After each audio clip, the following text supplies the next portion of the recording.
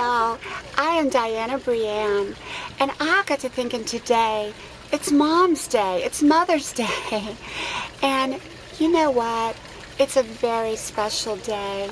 So I hope for those of you who have a mom that you called her up and you told her that you loved her. Whether you have a great mom or just an okay mom, call her up and tell her you love her. Those words mean more to a mom than anything. I love you, Mom. And you know what? If you're a mom, make sure you enjoy your children. Enjoy all of the journey, because being a mom is a lifelong journey.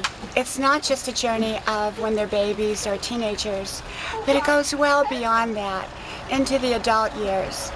You're going to be a mom forever, so get ready for it and enjoy it.